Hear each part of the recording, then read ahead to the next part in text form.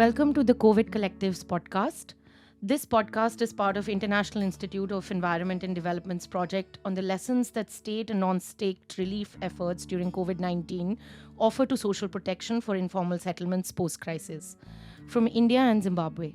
I'm Rashee Mehra, your host for the podcast, and we are joined today by Juhi Jain, the Deputy Director for Center for Advocacy and Research, and Dr. Gautam Bhan, the Associate Dean of School of Human Development at the Indian Institute for Human Settlements. Welcome, both of you.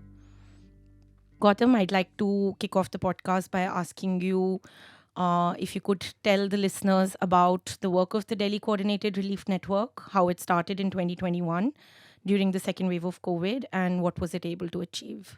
Sure. So it's a pleasure to be here. Thank you for having me.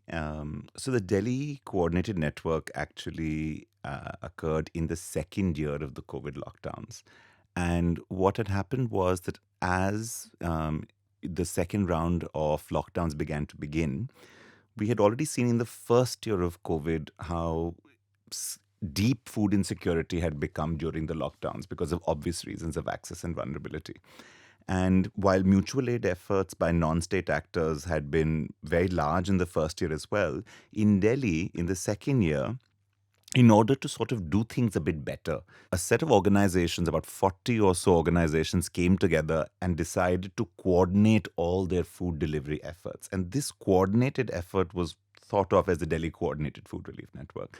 And the logic of it was basically that in the first year of COVID, we were all scrambling. We were trying to get food. We were in crisis response mode. We were unsure of how to procure food. We were unsure of how to move food because there were restrictions on mobility. We were not sure who was going where. We were wondering if all the food was ending up in the same place and we were missing those in need. None of us were really worried about excess food being given because these were times of such deep vulnerability. We were really worried about not reaching areas or communities that were being left out of the circuits because many organizations were doing what they could where they could.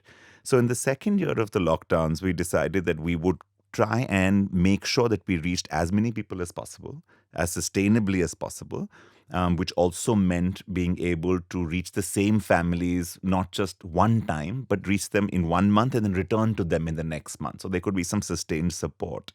And we would prevent duplication, we would maximize our reach, we would coordinate our efforts, we would handle lockdown constraints and police permissions and procurement easily. So these 40 or so organizations came together and all of us worked together to pull together a centralized procurement that was then distributed across the city in different demands. And there were a very wide range of organizations. There were non-governmental organizations, there were societies and trusts, etc. There were worker federations, there were registered unions, there were informal, unregistered collectives, there were neighborhood associations. So I think one of the interesting things about the network also was that it had a mix of organizations that represented spatial associations, places from neighborhoods and communities. They represented welfare and religious organizations. They represented worker unions. And so this mix really allowed us to sort of have a very wide representation of both communities, but also different types of folks in the city. And I think for Delhi, the two key things I would say is it covered different kinds of informal workers, across domestic work, waste work, construction work, home-based workers. And it covered different types of settlements, informal settlements, resettlement colonies in the peripheries of the city, more vulnerable and low-income neighborhoods. Also neighborhoods that were marked by particular social vulnerabilities along the lines of caste or gender or religion, which was very important in Delhi at that time. Because these were the fault lines we had noticed in the first year, that particular communities, particular places were likely to be left behind. So the network came together in order to coordinate delivery action at a larger scale. And in a city-state like Delhi, what are some of the challenges of doing work like this? So I think one of the things to remember about Delhi is that it's a slightly odd configuration in the Indian governance landscape. So like a lot of capital cities in the world, Bangkok, Manila, Mexico City, the capital region is neither a full state or what would be called a province or a region elsewhere, but nor is it a city. So it's a little bit governed in the middle. So Delhi is simultaneously governed by the central government institutions, but also elected state government institutions, and then the municipal third layer of governance.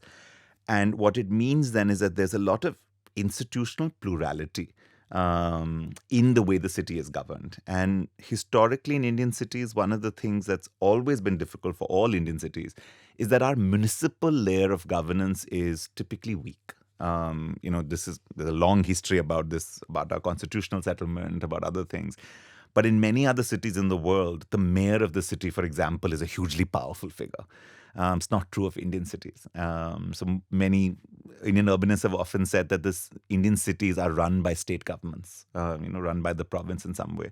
So Delhi has a particular difficulty sometimes in coordinating across even its basic administrative categories, neighborhoods, wards, district zones, because there's this mix of bureaucracy at two different levels and a mix of two governments. It can make coordination quite difficult. Juhi, CFAR is one of the founding members of the network and was one of the biggest financial aid disperser to the network. How and why did CFAR decide to do this work with so many civil society organizations? Thank you, Rashee, for having me here. We decided to work with the network because the learnings from the first phase, as Gautam has already communicated, we were all scrambling for different things. And this coordinated effort enabled us to reach people we were not able to reach and which the governments would not have been able to reach. So the learnings from the first phase were actually carried out in the second phase. And having a coordinated group of, Gautam is saying 40, but I think there were many more who joined us on the way. We were able to reach every nook and corner of this city, which is as vast as 33 million people, and reach to the most needy communities, most marginalized groups, both spatially, occupationally, gender wise, also caste wise, also people living on the peripheries of the city, but also people who were neither in Delhi or in the neighboring state. These people were living on the margins. So we were able to reach out to many, many groups. We were also able to reach out to very excluded people, which includes all your ethnic communities, all your nomadic communities, migrants on the move, your sex workers, your trans communities, your leprosy affected people. So what I'm trying to say is that the host range of people who otherwise would have been excluded across for various reasons were able to reach. So we decided, and also this was one factor. And the second was that when you work with a network, you are able to decentralize the process of distribution. And I think that works for the advantage of everybody because not a single organization has resources to do that. So when you're decentralizing things, and I firmly believe that decentralization at every level helps, it helps to, coordinate the effort much more. So, and because the need was so huge and we were not disaster ready, the coordination between the partners helped. So, such large amounts of ration kits, 76,000 plus ration kits were distributed. How did CFAR sort of manage the logistics of this work? We did not manage the logistics alone. We managed the finances of the entire process. The logistics were, managed by the network people. For example, the line listing was done by community groups and partners who were on the ground. Then the next level was procurement was done by different partners who were CSO partners in networks and informal networks, which were in different districts of Delhi or in different locations or in different settlements. And then local vendors were actually brought on board so the procurement was done at a local level. It was again a decentralized system. Only the finances were centralized because you are reporting to a government authority, you are reporting to a donor, you are reporting, against the income tax rules or the rules of, governance of the financial aid in the country. So that is the process which was centralized, but the partners got together and there were, 7 or 8 coordinating partners who actually facilitated the process of financial, management. And that is the model which worked for us. And how was the balance of demand sort of done? Because, at that point of time, so many demands were coming to the network, the finances were limited. How was that sort of decided, especially over such, so many organizations that were part of it? We had created prioritized lists of people. So we asked organizations who were submitting or sharing lists with us to prioritize the needs because they know the people they are working with at best. And within those organizations also prioritize the needs basis the work they were doing in the communities with community partners. So if there was a community where we had trans persons living and the partner said that they have to be prioritized, we would accept that. So and also across organizations we tried to bring in the principle of being fair to everybody. So we had allocated quotas for organizations, and if there was something extra with somebody else in the kitty, we would redistribute it. So I think that model worked for us. And I think just to add to that, I think the other thing that helped is all of the allocations to all the organizations where the demand was raised. We had a weekly Saturday meeting. The demands were raised in a public forum. They were all put on a Google sheet that everybody had access to. So I think one of the things which really stayed with me as a lesson from this, very often people feel if you have a complex network that everyone has to get the same amount for it to be fair.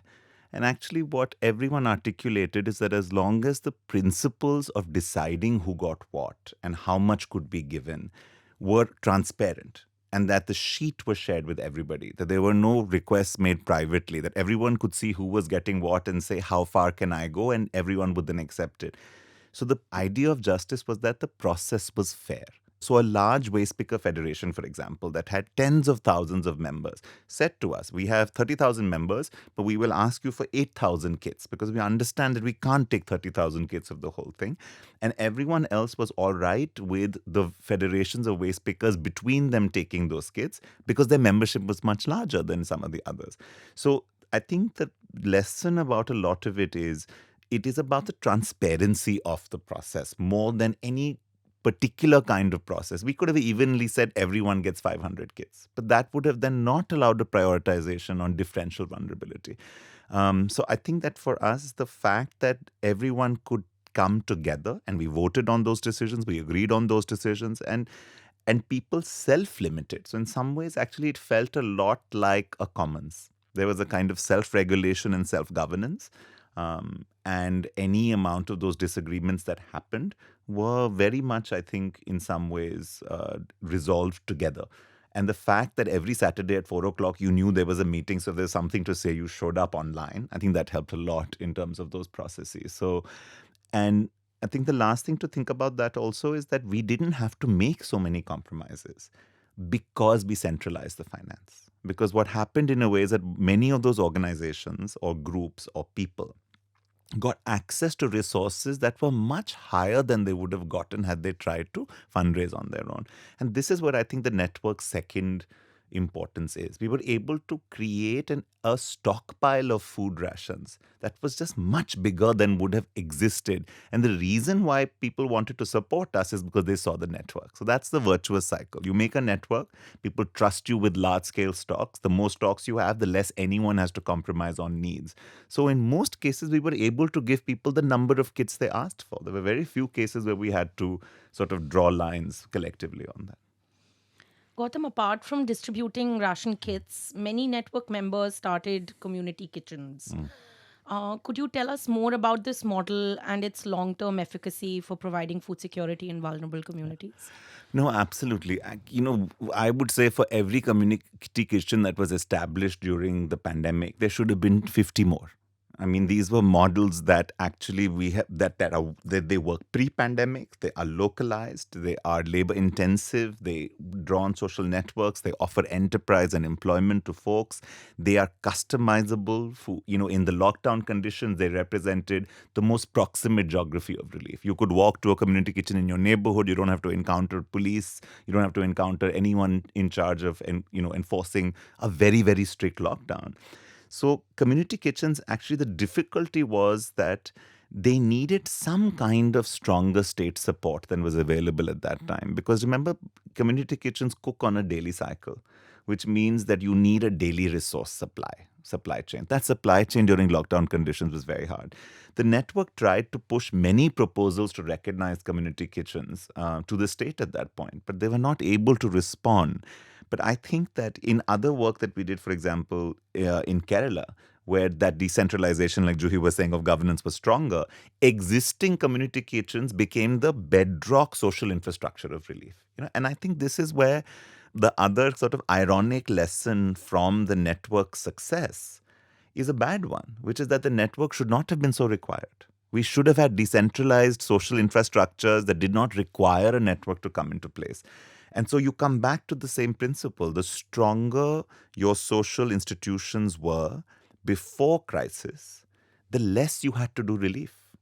And the weaker your social institutions were before crisis, the more you had to step up for relief. So in a way, the size of our network is a poor reflection on our preparedness. Like Julie was saying, we were not disaster ready. So community kitchens to me are exactly the kind of decentralized local infrastructure that should be part of a city's food security system. And relief was an opportunity to pick them up. They weren't picked up as much as they did, but the about 20 or so that ran very successfully. I think they ran very successfully. I think they were locally run. They were locally managed. They were able to, it goes back to what Joy was saying about this principle. Localized communities know the maps of those communities, right? And in many ways, they're able to reach in and get to people who even our networks are not reaching from the outside. So I think it really goes back to that principle of being as decentralized as possible as a model. And I think it was a missed opportunity to not take community kitchens seriously. Now, a lot of Indian states are building public state kitchens like the Indira Canteen in Karnataka or the Amma Canteen in Chennai. And I think that those systems are a way of becoming more disaster ready vis-a-vis food insecurity. And I think it's important to ramp up those kind of systems from now and not wait for a pandemic relief to remind us how essential they are. Juhi, you've worked for a long time in informal settlements in Delhi, in other cities in the country. And you've seen these communities go through repeated shocks. It could be evictions, it could be floods, it could be now the pandemic that we're talking about. What do you think the recovery of these communities post 2021 has been like? And what remain the challenges in this recovery? Well, that's a very, very sort of, heart-rending question, and also the answer is equally because I don't think the communities have recovered. Because, the shock was, firstly, they were not disaster ready. Secondly, communities in any case, did not have access to schemes, social entitlement services. Food insecurity was a very, very big issue. And as Gautam was saying that, and I think it all bounces back to the fact that there is no decentralized local system of governance in a city like Delhi where it should be. And there are very, very successful models in other cities. I know that they have been able to rectify a lot of these issues, but in Delhi, unfortunately, we have not been able to do that. So the communities are still reeling under the trauma of the pandemic, and then after that, I'm just being a little very sort of critical here that the mode of operations for the government is that you have a pandemic, you have relief, you have some sort of financial security, then you vaccinate people and then you push them into livelihood and they'll take a loan and they will sort of become self-sufficient. It's not as simple as that. Because every process takes a long time to unfold. People have to engage with it. People have to understand it. And the fact that, whatever little savings people had were finished and the jobs were not easy to get back. Many units also closed down. So the plight of the worker is still very, very precarious. After that, the fear of, being able to save some money which they have has gone. But now the fear of survival is the utmost thing. And that is why communities are still reeling under that. And I think it will still take a long time for them to recover. Whatever support has been coming to the community now is for development in general. It is not a targeted, support for post-COVID recovery. Because I do know that because CFAR works with informal slums, a lot of organizations are giving you money for, pursuing, say, health or pursuing livelihood. But you need a hand holding, you need a sustained effort for post-recovery. And that recovery should not be targeted to either livelihood or health or to some other mode of, development agenda. It should be focused on the overall holistic recovery, of a family, of a community. And that is what is missing. So communities will, bear this brunt for, say, another few years, to say the least. Yeah, and I think we were looking at domestic workers in a place like that, and one of the things we found is that even if income and earnings normalize, they're now normalizing against significant unpaid debt and gone lost savings. And so the question is, what recompensates for the loss of savings? Just because work and earning has restarted, but it's starting on a completely different foundation. And that kind of targeted recovery kind of stimulus or surplus did not come to the poorest working communities. And I think, one of the things also goes back to this question of pre-crisis social protection. We've often said that in places where there is deep structural vulnerability, you don't need a pandemic. Shocks are very much everyday life. They are injury and illness and unemployment and marriage and costs. So I think it's also important to sort of say that when you have patchwork social protection systems, the scale of the crisis is as banal and ordinary as everyday life, and then you don't require a pandemic. So a lot of the inequalities that we have seen, a lot of the struggles we have seen are also pre-pandemic. And I think this continuity of the fact that our pre-pandemic inequalities were already like a shock for many communities. This is important to underscore, because I think very often we sort of treat COVID as a interruption in otherwise what was a functioning social protection system. And I think it's very important to be clear that we did not have a functioning social protection system. Governments did try their damnedest. I mean, no one is saying that they did not, right? But you take one classic example. India has a National Food Security Act, right, which is one of the largest food security acts in the world. And many households are covered by subsidized or nearly free core staples. In urban areas, enrollment into this Food Security Act is capped at 40% of residents. Now, where is the logic of this cap coming from? What COVID showed us is that the number of households that are right on the doorstep of sudden food insecurity are 60 to 70% of your city. So this 40% cap became a joke during COVID, right? And it showed the limitation of our system. The government of Delhi tried very admirably in the first year and created an entire system of distribution to people beyond the 40% and covered another 30%, right? But the fact is that they shouldn't have to. And I think this is where that question that if there's something to ask of COVID, it is not just to say, are we disaster ready? It is to say, do we have an adequate safety net for residents of our cities? And in India, the safety net in urban areas particularly is a deeply fragmented and torn kind of patchwork. There are holes in it. Its edges are frayed. It is, forget comprehensiveness. It doesn't hold. And so therefore, that problem is going to remain even if COVID doesn't come. You still have families slipping below this net on a constant basis, right? So I think even when I think of recovery, I keep thinking of recovering to what? You can't recover back to a pre-COVID timeline and go back to a patchwork safety net. You've got to recover to something else. And I think that's another way to think about that idea. Gautam, as part of this project, we're also looking at the work of Rajasthan Mahila Kamgar Union, a domestic workers union based in the city of Jaipur. Could you tell us the similarities and differences in the way Delhi coordinated network worked and then versus RMKU? No, so the RMKU union is one of the largest urban domestic workers unions in the country. Right? It has almost 16,000 active members in the city of Jaipur alone, and they're all domestic workers, which means they're informal workers who work without contract and without social and labor protections. And domestic work is known for this in general. So I think some key differences. In Delhi, one good thing that the government did is that even in its own programs and also, of course, in the program non-state actors, the distinction between the Delhi resident and the migrant was very thin. Right? So while not having a Delhi address identity proof made a difference in some cases, in many cases, relief was a moment, which was our big learning, where that line between what's the address on your identity proof, are you from here or not, for a moment became much thinner. And I think it has hardened again after COVID has gone.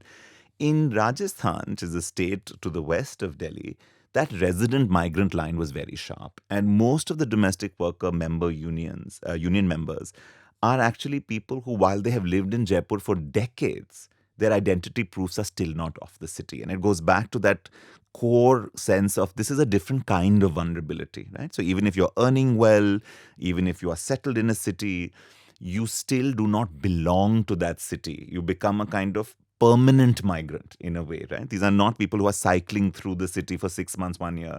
80% of the members that we talked to had been in Jaipur for more than 10 years, but still, identification-wise, did not belong.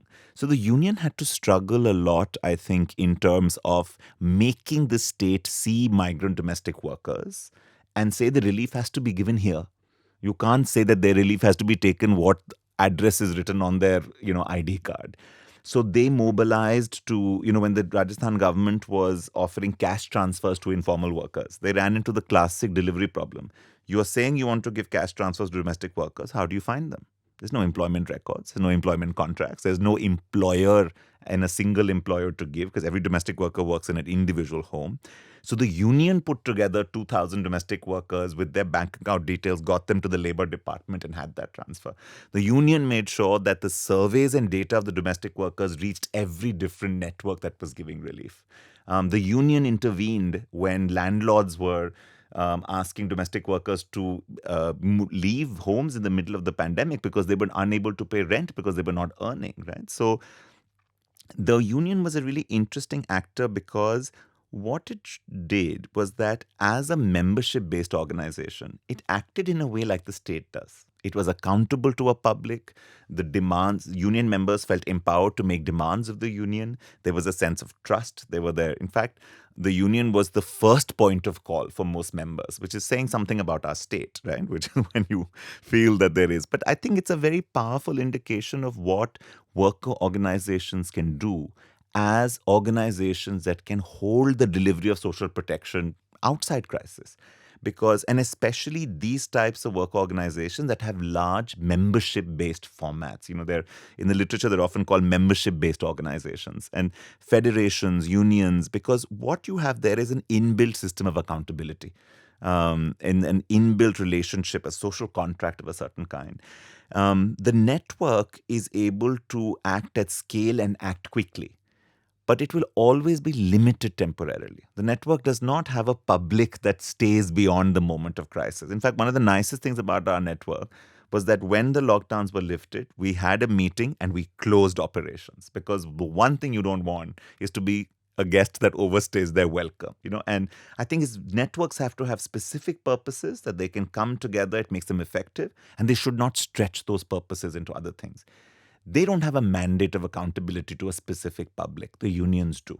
So I think that for the future, networks should be able to come and go. They should be light. There should be platforms. But it is organizations like the Mahila Kamgar Union that have the ability to be long-standing institutions that work with communities to which they are then accountable and that can make demands of them. Because I think that's the future trajectory. I think neither Juhi and I would say that the answer is networks. No, networks are excellent crisis relief mechanisms to act in coordination at scale. They are not sustainable forms because they can't embed, I think, locally enough. And if decentralization is our principle, then those organizations are better suited. And I think the question is, what all types of organizations exist like this? Unions are one example. What about neighborhood associations? What about identity-based associations?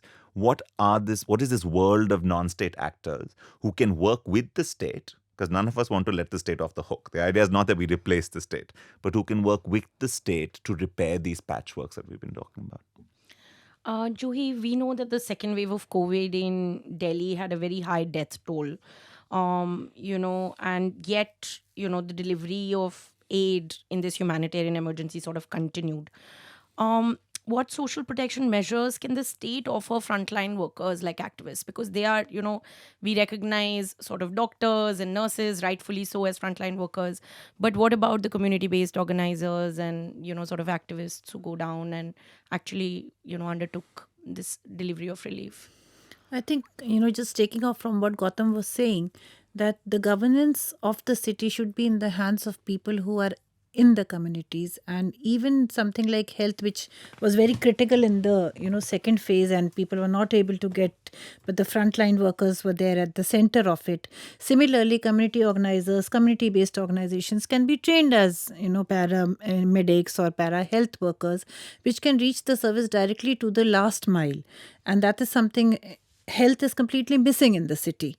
For that matter, the few mohalla clinics which are there, or the few public health dispensaries, or the Delhi government dispensaries which are there, can offer only a basic sort of infrastructure and a basic, personal team to look after it. But for example, if you have Mahila Arogya Samitis, which you have in most states, but we don't have in Delhi, if you train community leaders as or community members as paramedics, and you have Mahila Arogya Samitis, then you can actually reach a lot of health services, and the government can work on a decentralized model even in health. So everywhere, somebody like CFAR will advocate is that people who are living in the cities, or people who are at the margins of the city, or people who are living as settled population in the city in informal slums, but should be empowered enough and facilitated to become a part of the governance of the city across all the indicators of life, whether it is livelihood, whether it is health, whether it is food security, because they are the ones who can actually lead that. And they should work with municipal government offices, they should work with the government ward level institutions to sustain and to take it forward. And networks like we did a lot of work on relief, as well as getting oxygen cylinders and addressing health emergencies, but that is not our role.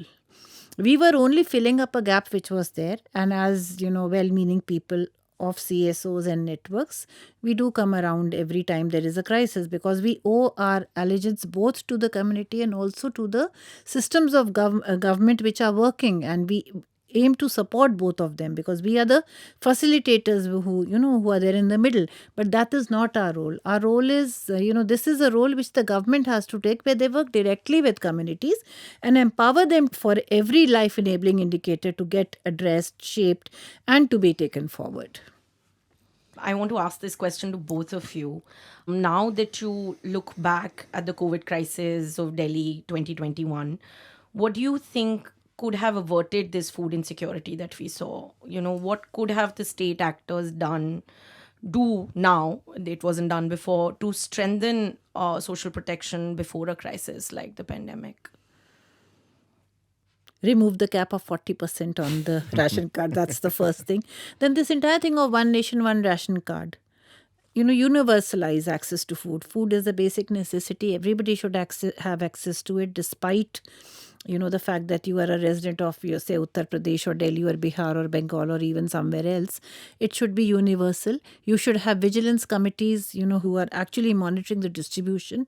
You are supposed to have local networks who are actually ensuring supplies on time. So many things in the food network have to be streamlined, and if that happens, we should be able to overcome the entire crisis of food, because I firmly believe that food is something which nobody should have to give and nobody should have to ask. It is something which is an entitlement, and like Gautam said, we have the biggest democracy and we have the biggest act on food security, and if it can happen in other cities, why not in Delhi? I have seen that in many places in Odisha and Rajasthan, and even in Karnataka and Tamil Nadu, the food insecurity, to the extent it was in Delhi, was not there, because we work in across states, and we found that people were able to get, at least from the government system, they were able to get ration, which we were not able to get because of XYZ reasons. So if that can be streamlined, it would really help. So, maybe create a local monitoring committee for food. That will also work. So we had in fact submitted many proposals for that, where we had said that at the ward level we will be creating a decentralized network for food management, but it never got sort of taken forward. But these are structures which we can create. There are models which can be created, and that will be a community led model. Again, it has to be bottom led and not top led. So that will streamline the process of delivery. But definitely the 40% cap, I am sort of, really saying that should be, because you cannot, give a cap on food security for that matter. Yeah, no, I totally agree. And I think one of the things that, the word we're using is insecurity, right? We're not saying hunger. And I think what happens right now is that our approach to our social protection systems for food is based on preventing hunger. And there's a big difference in not being hungry and being food secure. let alone being healthy and having access to nutritious food. We should be debating on how to move to levels of nutrition. We should not be debating the distinction between hunger and food insecurity. I think that one of the things about that is absolutely a broader universal expansion of access to food. But I think that a lot of social protection systems in India also remain too state centric, by which I don't mean that I don't want the state to invest heavily.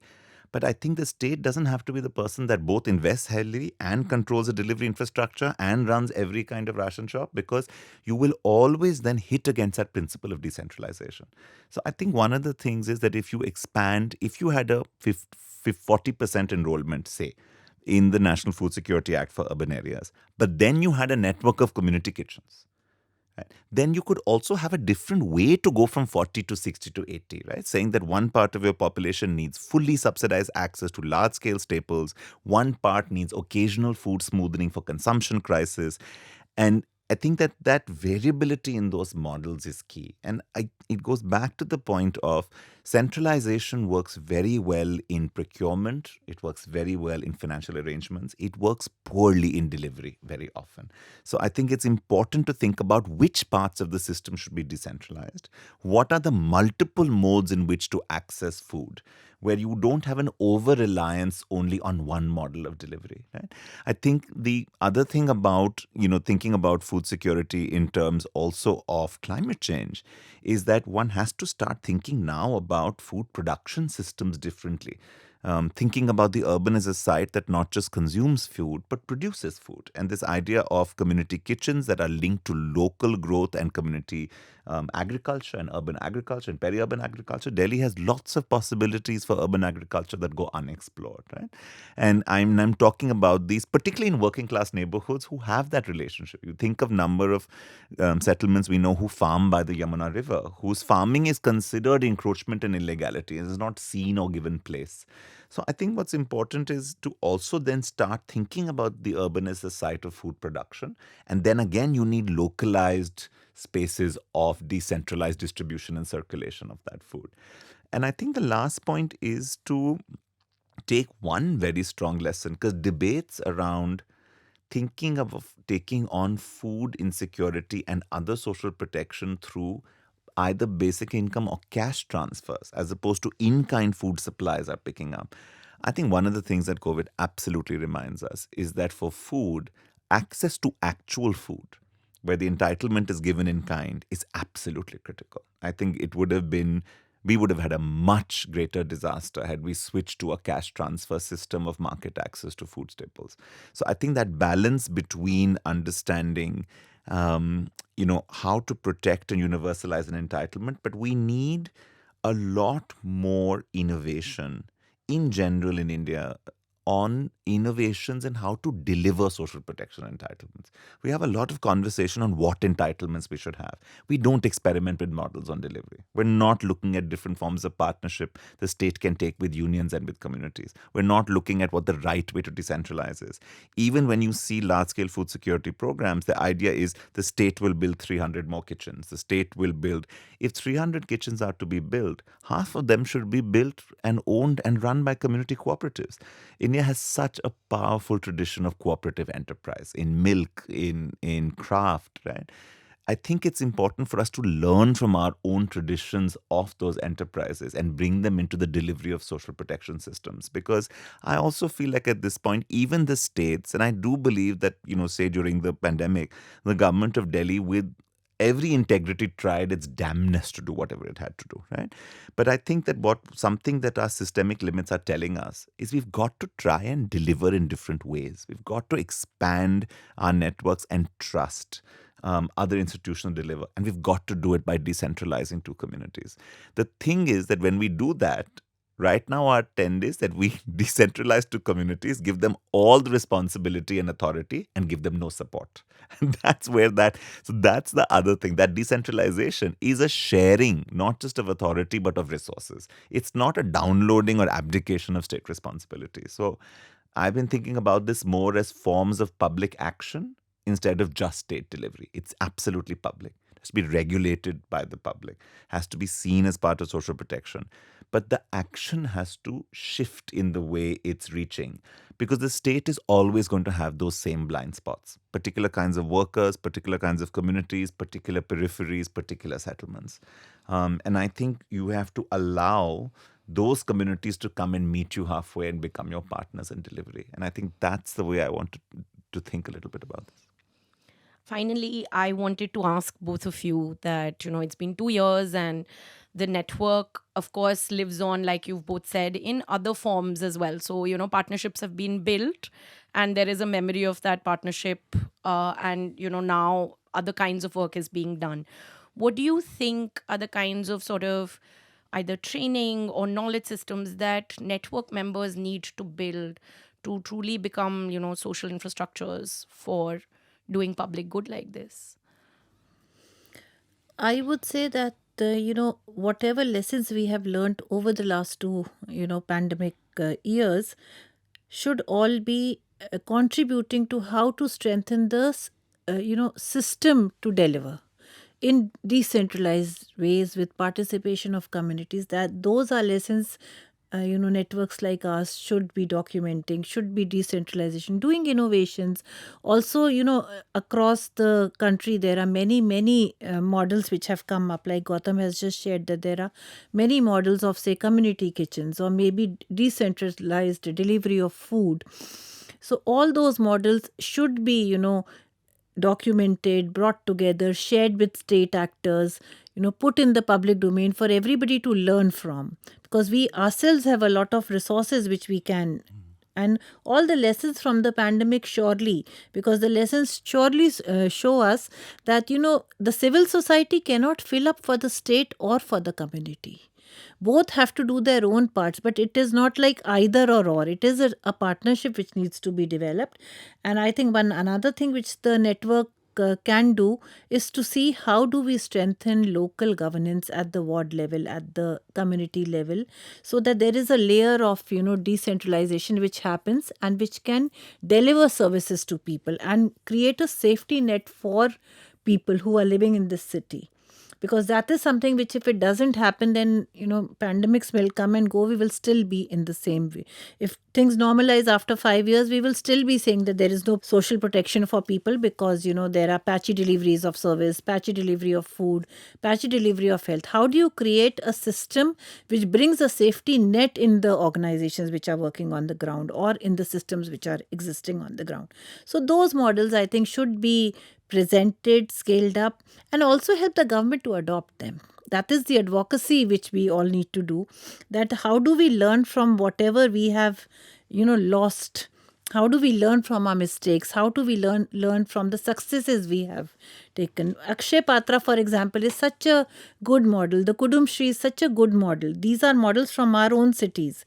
Why can't we scale them up at the city level in other cities? Especially for Delhi, I think we really need to do high scale advocacy with not only the municipal bodies or with the governments, but also with other sector partners, other government agency, other nodal bodies, because that is a time when everybody has to come together, put their thinking hats and see what is it that we need to scale, what is it that we need to adopt. So this is something which I would think is the role of the network now. No, I think adding to that is, I mean, I have a tangential thought in my mind, but it's one of the abiding lessons I've had from this. I think it's also really important for actors in movements and organizations to remember actually that the pandemic showed us certain forms of trust and solidarity and working together that actually I think we were struggling with for a while. I think that what's also happened is, one of the really nice things about that network was the way in which everyone came together. And for that period of time, there was a real horizontal sense of trust and mutual respect and recognition. Doesn't mean there aren't disagreements and political different worldviews, etc. But I think that one of the things that has stayed with me is that if one is to claim an impact on things like delivery, and these kinds of partnerships and the lessons we want the state to learn. And I'm in total agreement with Juhi on what the lessons the state must learn. But I think that one of the things I want us to learn outside the state is to remember that partnership is not easy. It takes work, but there are real gains from a certain belief and a certain trust and a certain mutual recognition and solidarity. And I think that the one thing the pandemic showed us is that it's still possible. There are many ways in which I haven't seen that kind of a cross-organization mobilization coming together for a long time. I mean, that is my emotional memory of the pandemic of the network is that. And I think it's an important lesson. So actually, that's a question in my mind. How do you take trust and solidarity seriously as lessons to be learned? How do you make those values more widespread? What prevents these kinds of solidarity and networks from happening more frequently, happening more widely? There were many other, so to say one thing I think that in Delhi we did better than other Indian cities is the other cities struggled to make networks like this. And so the gaps in those relief deliveries are very powerful. When the state could not step in, the non-state relief networks were very patchy in many places. They weren't able to fulfill those gaps. And it led to some very significant vulnerabilities. So I am left with this abiding lesson of a reaffirmation of the value of trust and solidarity. And I think that I would like us all to think a little bit, remember its value, and think very operationally about how trust is built. Because I also don't feel like trust is something that happens. It has to be nurtured, it has to be practiced, it has to be built. Something has to hold solidarity. And I think when you live in societies that are marked by deep inequalities, that's not an easy thing to do. There are genuine reasons why the lack of trust exists, not just with the state, but between citizens. Reasons of inequality and discrimination and prejudice. But I think work to build trust is something that is pivotal. And that is one of the lessons I'd like to take from the pandemic, because if those moments of crises are not places that allow certain reevaluations and reflections, then we're losing some very valuable opportunities to do so. Thank you, both of you. That's a great place to end, to think that, trust can be built between citizens and, we can continue to sort of fill the patchwork and fix the cities that we have, in India and across the world. Thank you so much, both of you, for joining us. Finally, our maps, policy briefs, and videos of the work of the Delhi Coordinated Relief are all available on the IID website. This website also has the work of Rajasthan Mahila Kamgar Union and of our partners in Zimbabwe. Do have a look at these as well and know more about the lessons of social protection from COVID and its impacts. Thank you, Juhi and Gautam, once again. Thanks. Thank you very much for having us.